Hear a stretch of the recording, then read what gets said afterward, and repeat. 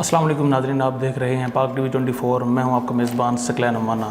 ناظرین، آج اپنے اس ولاگ میں بات کروں گا نجم سیٹھی صاحب کے متعلق۔ نجم سیٹھی صاحب نے ایک بیان دیا ہے، چونکہ الیکشن کمیشن آف پاکستان نے فارن فنڈنگ کے ممنوع جو کیس ایک چل رہا تھا پی ٹی آئی کے، اس میں انہوں نے کہا ہے کہ پی ٹی آئی نے باقاعدہ فنڈنگ لی ہے، اور جو بیان حلفی پی ٹی آئی نے جمع کروایا ہے اس کی بنیاد پر عمران خان صاحب کو پی ڈی ایم کی اب یہ کوشش ہے کہ وہ نااہل کروا سکے، جبکہ پی ٹی آئی کا موقف ہے کہ انہوں نے بیان حلفی نہیں، جبکہ ایک صرف اور صرف ایک سرٹیفکیٹ جمع کروایا، اور سرٹیفکیٹ کی قانوناً کوئی ایسی حیثیت نہیں ہوتی کہ جس سے آرٹیکل 62-63 کا اطلاق ہو سکے۔ ناظرین، نجم سیٹھی صاحب اس حوالے سے ان کا بیان تھا کہ اب دونوں پارٹیز پی ٹی آئی کو اور پی ڈی ایم دونوں کو مل بیٹھنا چاہیے، اور یہاں پر اس معاملے میں خصوصاً نہ تو عمران خان صاحب کو نااہل ہونا چاہیے، جبکہ نہ ہی جو نواز شریف کی نااہلی تھی، جو ایک صادق اور امین جب وہ نہیں رہے تھے آرٹیکل 62-63 کے مطابق، اور اس پر انہیں تا حیات نااہل کیا تھا سپریم کورٹ آف پاکستان نے، تو وہ چاہتے ہیں کہ ان کی نااہلی بھی واپس ہو اور فری اینڈ فیئر الیکشنز بھی ہوں۔ ان کا جو آخری مطالبہ ہے وہ تو بالکل جو انہوں نے فرمایا ہے وہ تو بالکل حقائق کے برعکس ہے، اور ہونے چاہیے فری اینڈ فیئر الیکشن۔ لیکن دراصل نجم سیٹھی صاحب اس سب میں کیا کوشش کرنے جا رہے ہیں؟ وہ چاہ رہے ہیں کہ کسی طرح سے عمران خان صاحب تو نااہل نہیں ہونے، کیونکہ سرٹیفکیٹ کی بنیاد پر انہیں نااہل نہیں کیا جا سکتا، جبکہ نواز شریف کی نااہلی کو واپس کرانے کا یہ ایک نادر موقع ہے جس کا فائدہ اٹھایا جا سکتا ہے، اور اسی بنیاد پر وہ چاہ رہے ہیں کہ عمران خان صاحب کی آڑ میں وہ نواز شریف کی نااہلی کو ختم کرا سکیں۔ اگر ہم اس موصوف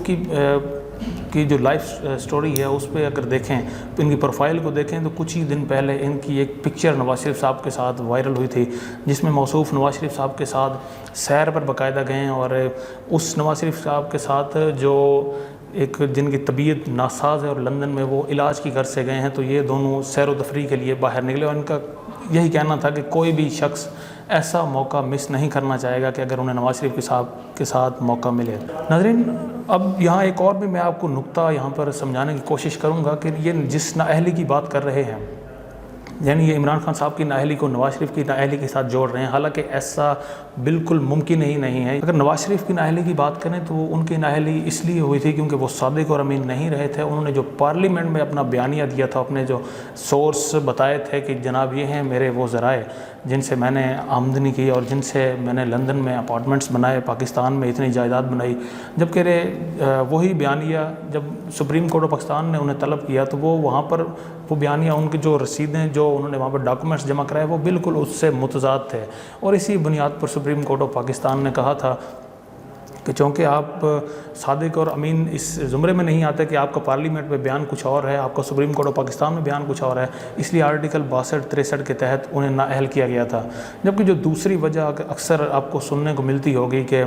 نواز شریف صاحب کو اقامہ کی بنیاد پر نااہل کیا گیا ہے، اس پر بھی اگر پوسٹ مارٹم بندہ کرے تو اس پہ واضح ہے کہ ایک بندہ آپ کا پرائم منسٹر آف پاکستان ہو اور وہ دبئی میں اپنے ہی بیٹے کی کمپنی کا ملازم ہو، تو یہ بات کس طرح سے فٹ ان بیٹھ سکتی ہے؟ ایک طرف آپ پرائم منسٹر پورے ملک کو چلا رہے ہیں، دوسری طرف آپ ایک ملازم کی حیثیت سے وہاں پر رجسٹرڈ ہیں۔ اور ناظرین، دونوں کی جس طرح سے نجم سیٹھی صاحب دونوں کو ملانے کی کوشش کر رہے ہیں، تو یہ بھی اس میں آپ کو فرق واضح کروں کہ نواز شریف صاحب وہ ہیں جنہوں نے پاکستان کو لوٹا، جنہوں نے پاکستان پر ڈاکہ ڈالا، جنہیں برطانیہ کے اخبار میں باقاعدہ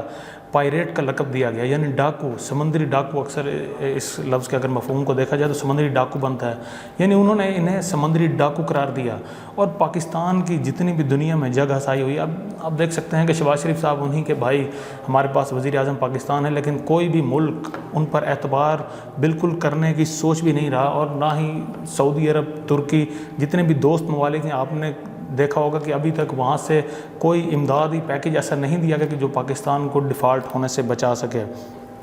بیسیکلی نجم سیٹھی صاحب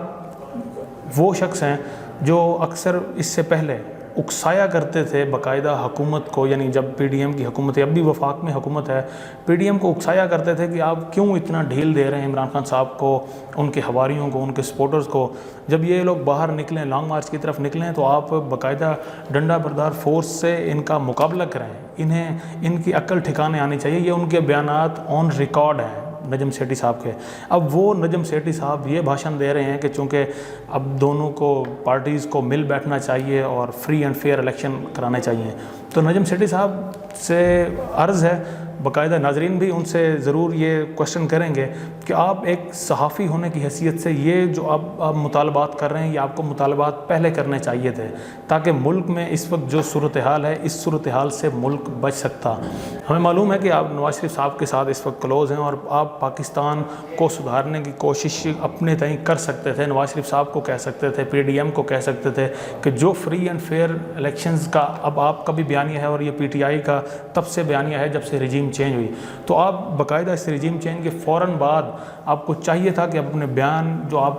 پروگرام کرتے ہیں اپنے پروگرام کے ذریعے اپنی آواز بلند کرتے، جن کے ساتھ آپ کو لگتا ہے کہ کوئی آپ کی بات مانتا ہے، سیاستدانوں کی بات کر رہا ہوں، اور آپ کے اتنے اچھے تعلقات ہیں، تو آپ فری اینڈ فیئر الیکشن کی طرف آپ کو پہلے جانا چاہیے تھا، آپ کو پہلے یہ بات کرنی چاہیے تھی تاکہ پاکستان دوبارہ 2022 میں رجیم چینج سے پہلے جس طرح ترقی کے منازل طے کر رہا تھا اسی ڈگر پر دوبارہ سے چل پڑے۔ اپنے میزبان ثقلین نعمانہ کو دیجیے گا اجازت، اللہ نگہبان۔